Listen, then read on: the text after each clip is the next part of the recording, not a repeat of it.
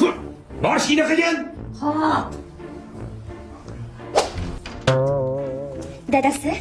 Dadam Turkiyadan jo'natgan yangi tuflini mana yerga yorilib qopti-da. Xotin, super kelay bor. Yaxshilab yama beraman, tushungin? Men super keladi boshimga uramanmi? Men tuflini tug'ilgan kunimda kiymoqchi edim.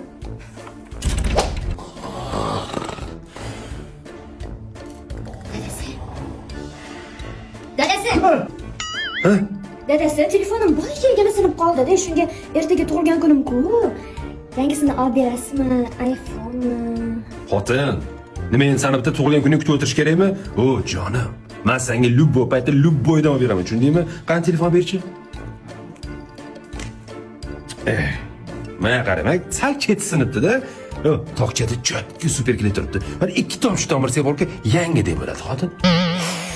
Dadasi, super kelini pishirib yeymanmi, a? Qanaqa bee'tibor odamsiz? Menga umuman e'tibor bermaysiz, bilasizmi? Odamlarni qarang, xotinini Dubaylarga olib boryapti. Dubayskiy shokoladlar olib beryapti, qimmat kiyimlar, taqinchoqlar beradi. Instagramga qarang, hamma ayolini baxt uchun og'zidan chiqqanini muhayyo qilyapti. Siz meni umuman yaxshi ko'rmaysiz. Bemehr odamsiz. Xotin, bilaman. Tug'ilgan kuningiz sovg'a kutyapsan. Nima bilmaydi o'ylaysan?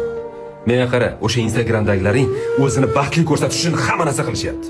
Men ham sen bilan sayohatlarga borish xohlayman, dunyo kezish xohlayman. Lekin kvartirada turamiz, yeb ichish bor, keldi-ketdi bor, bola chaqa bor. Oilamizda kamchilik bo'lmasin deb, 1 yildan beri o'zimga bitta naskok yurganimdan seni xabaring ham yo'q. Seni tushundim, xotin. Hozir kelaman. Chiq. Xotin, men keldim. Voy dadasi, kutmagandim. Sizni bir ham yaxshi ko'raman, rahmat. Ha, onasini ham seni umuman kutmagandinga. Jonim, borim saniki, yuragim saniki. Mana shu sovg'a ham saniki. Dadasi nima bu? Super kelay. Voy god, super kelini boshimga uramanmi yo qaynatib yeymanmi? Xudo super kelin.